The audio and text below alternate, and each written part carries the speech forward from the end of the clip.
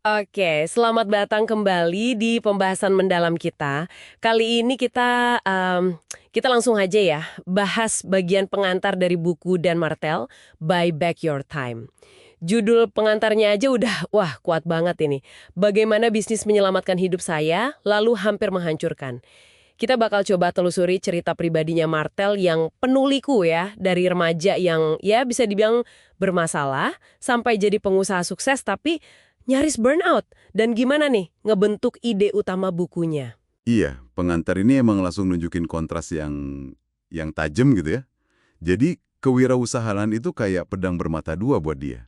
Penyelamat, tapi juga, wah bisa jadi penghancur. Martel ini terbuka banget ya soal masa lalunya. Dan itu jadi, ya semacam latar belakang lah ya, buat solusi yang dia tawarkan nanti. Yang menarik, dan ini mungkin agak aneh buat sebagian pengusaha, justru solusi dia buat beli waktu, itu maksudnya mendelegasikan kerjaan secara strategis, itu malah bikin bisnisnya tumbuh lebih besar loh, bukan malah melambat. Nah, ini penting nih buat Anda yang mungkin ngerasa, wah bisnis kok mulai ngambil alih hidup saya gitu. Ceritanya emang dimulai dari titik yang gelap banget ya. Dengar-dengar kan dia sampai mencuri, tinggal di rumah singgah, dikeluarin dari sekolah, bahkan sampai urusan narkoba, senjata, kabur dari polisi. Wah, titik terendahnya itu pas dia ketangkep masuk penjara remaja ya. Bener banget. Tapi justru di penjara itu ada momen pencerahan lah. Ada narapidana dewasa, namanya Brian, dia ngelihat sesuatu yang beda di diri Martel. Brian ini bilang, kamu tuh beda, kamu nggak seharusnya di sini.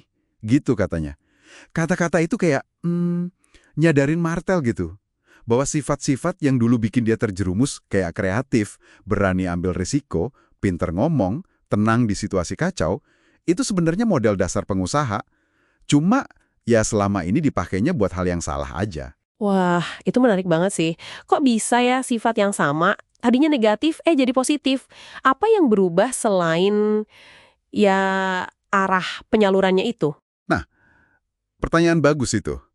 Selain arahnya yang berubah ya, dari kriminal ke bisnis, ada juga faktor kematangan mungkin ya, sama penemuan wadah yang pas. Jadi setelah dari penjara, dia masuk fasilitas terapi Portage. Di sana dia nemu buku pemrograman Java sama komputer tua. Pas dia berhasil jalanin program simple Hello World, itu kayak ada klik gitu di kepalanya. Keteraturan sama, apa ya, prediktabilitas coding itu, jadi kayak penawar buat kekacauan masa kecilnya. Jadi kecanduan baru yang positif lah, ke arah wirausaha. Oke, jadi coding ngasih arah baru ya. Terus apa langsung mulus gitu jalan bisnisnya? Wah, justru enggak. Bisnis pertamanya umur 18, terus yang kedua umur 21, itu gagal total. Dia ngaku sendiri waktu itu dia cuma tahu satu hal. GSD, get shit done. Pokoknya selesaikan aja kerjaannya. Kerja keras, cari duit, hindari masalah. Fokusnya cuma di melakukan aja, tanpa strategi yang mateng gitu. Mentalitas yang kayaknya umum ya, tapi bisa jadi jebakan juga ya. Tepat sekali. Dan jebakan itu benar-benar kerasa di perusahaan ketiganya, namanya Spheric. Itu tumbuhnya gila-gilaan, 150% per tahun. Sukses banget secara bisnis, tapi, nah ini dia, hidup pribadinya malah hancur. Kerja 15-18 jam sehari. Wah, gila ya. Iya. Puncaknya nih, dia sampai kehilangan tunangannya. Nah, ini bagian yang dia sebut hampir menghancurkan hidupnya itu. Aduh, itu momen pahit banget pasti ya. Emang kadang perlu pukulan kayak gitu ya buat bikin kita sadar. Betul-betul.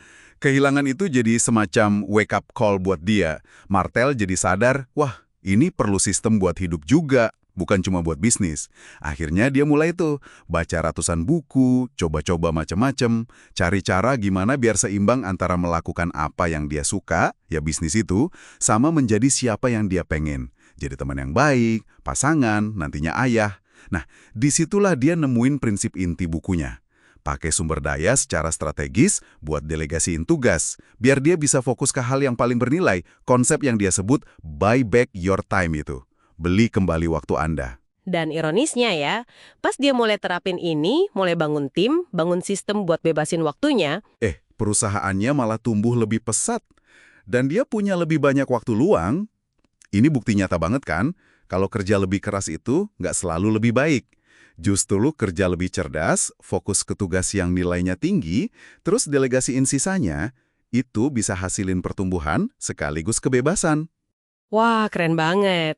Nah, setelah ngalamin sendiri, dia jadi merasa terpanggil gitu ya buat bagi-bagi ilmunya? Ya, persis.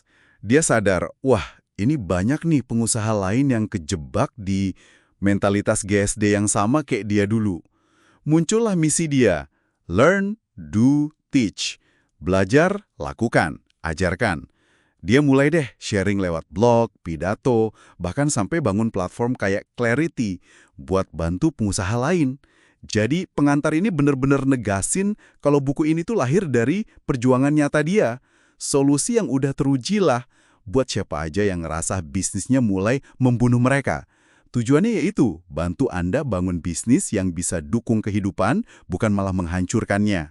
Oke, jadi kalau dirangkum nih ya, kewirausahaan itu awalnya ngelamatin Martel dari masa lalu kelamnya. Tapi hampir aja menghancurin dia lagi gara-gara etos kerja yang salah kaprah itu. Intinya, kerja keras aja tuh nggak cukup ya. Benar banget, perlu kerja cerdas. Caranya, ya dengan membeli kembali waktu Anda secara strategis.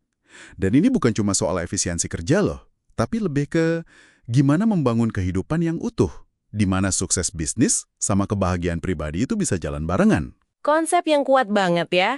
Nah, Mortel ini menutup pengantarnya dengan pertanyaan buat kita renungin nih buat Anda juga. Bisa nggak sih Anda membangun bisnis yang nggak bikin Anda benci pas ngejalaninnya? Kayak gimana ya bentuknya bisnis kayak gitu buat Anda? Sesuatu buat dipikirin lebih lanjut nih. Sampai ketemu lagi di pembahasan mendalam kita berikutnya ya.